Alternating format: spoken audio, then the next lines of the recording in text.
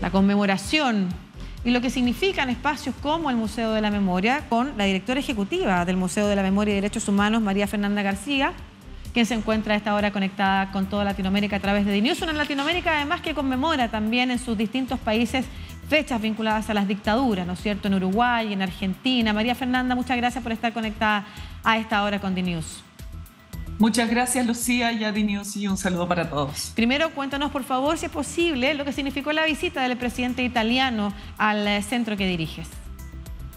La verdad, muy emocionante que un presidente, además, una persona con su estatura política y moral dentro de Italia, no hay que olvidar que él es presidente de Italia cuando también tienen una primer ministro en el país, que son de coaliciones absolutamente distintas. Sin embargo, él es una persona que tiene además un recorrido histórico y político enorme, un referente moral y ético de su país, y recibirlo aquí en el Museo de la Memoria fue con una gran delegación. Estaba también su ministro de Relaciones Exteriores, la embajadora, en fin.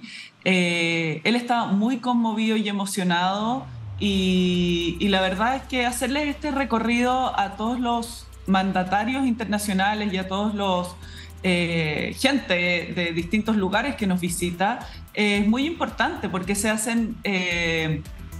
todo lo que han escuchado, todo lo que han visto, todo lo que han leído, se hace carne de alguna forma visitando el museo. Veníamos conversando de algunos conflictos que ha significado también en la opinión pública la conmemoración de los 50 años del golpe de Estado en Chile.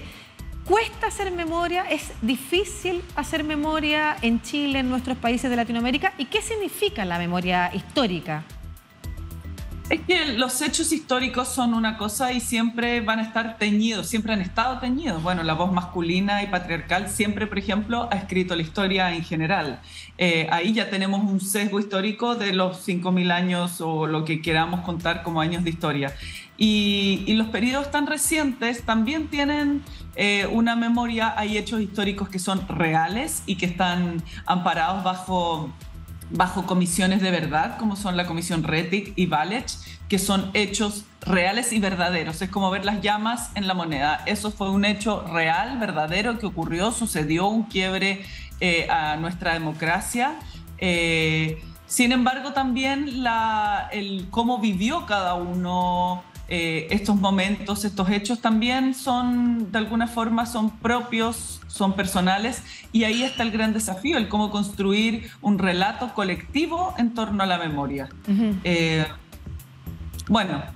Yo creo que por eso también se suscitan estos hechos, de repente afloran muchas sensibilidades, subjetividades y emociones frente a esto, y es difícil, ha sido difícil para nuestro país hacer un relato común que sin duda condene. Yo creo que la gran mayoría de los chilenos, y en eso no me cabe duda, condena el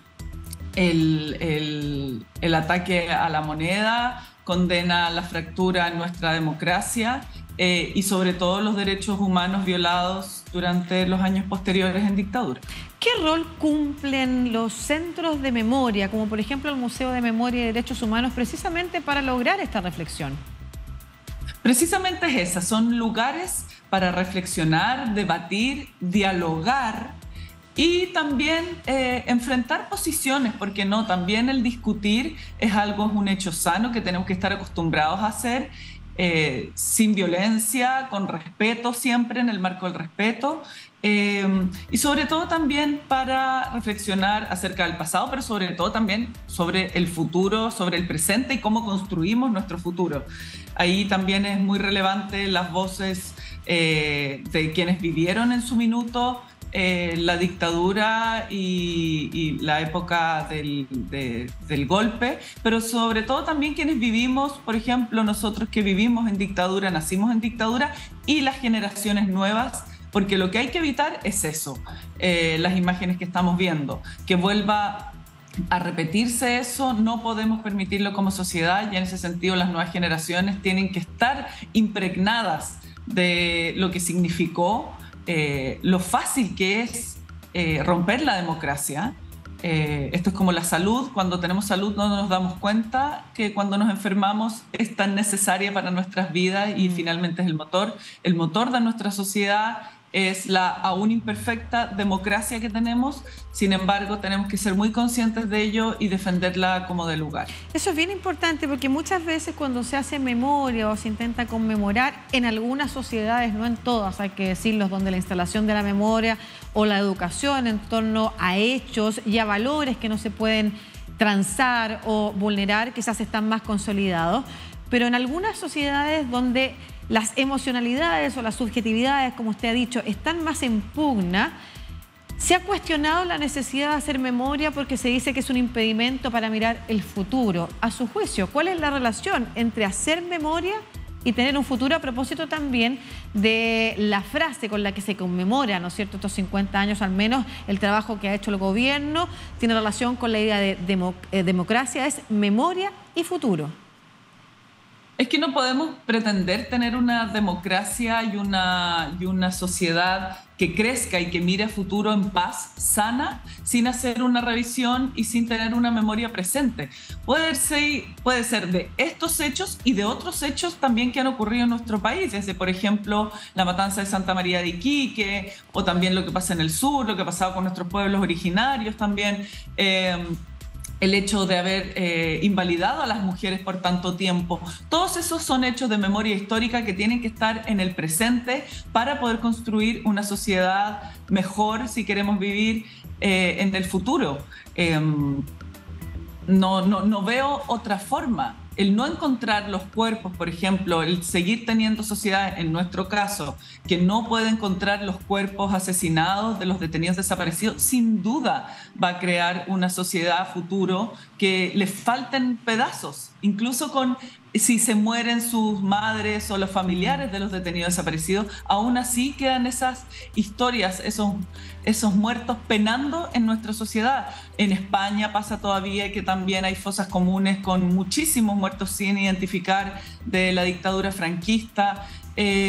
Nuestras sociedades no pueden pretender avanzar en diálogo y en sostenibilidad en general si cosas tan básicas aún no están resueltas.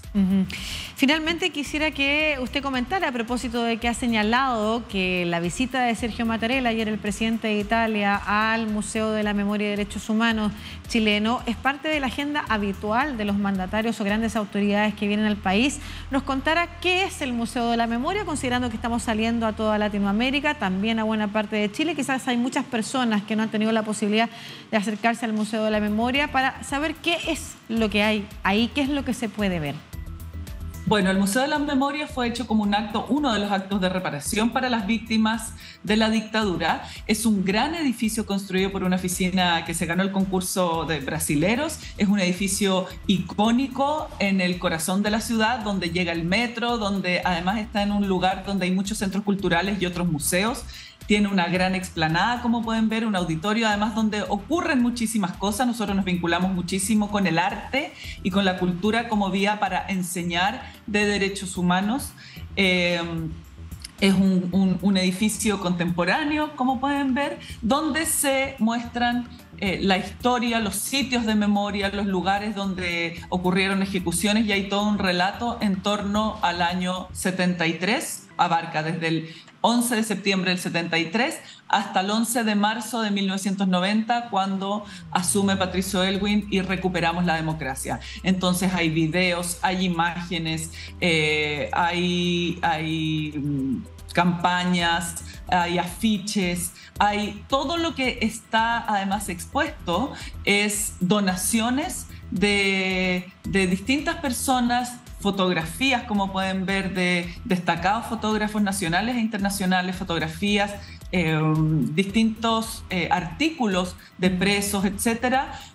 Todo ha sido donado al museo, con una curatoría, una museografía más muy interesante, y que también conversa con exposiciones temporales en torno a la memoria, al arte y al periodo del 73, pero también de otros periodos como son más hoy en día. Sí, importante señalar y reiterar, además, que los derechos humanos no son patrimonio de un sector político, y que la invitación a ir al Museo de la Memoria y los Derechos Humanos, como puede ser también la invitación a conocer Otros sitios de memoria en el mundo, desde Auschwitz hasta otros ubicados en distintas partes del planeta, tienen que ver con la reflexión respecto de cuando las sociedades se quiebran y son capaces incluso de aniquilar al otro solo por ser un otro. Esa es una reflexión presente que no le pertenece a ningún sector político y que las actividades en el Museo de la Memoria invitan a hacer, efectivamente. Una conversación y un diálogo en torno a las sociedades y a la vida digna en estas sociedades, como usted señalaba, con una mirada hacia el pasado para aprender a cómo convivir en el presente y en el futuro. Muchas gracias, María Fernanda García, directora ejecutiva del Museo de la Memoria y los Derechos Humanos de Chile, por esta conversación en un año que es fundamental para estas conversaciones. Nunca están de más, pero fundamental especialmente por las conmemoraciones en nuestra Latinoamérica. Que estén muy bien. Así. Muchas gracias, Lucía. Muchas gracias a usted. Chao.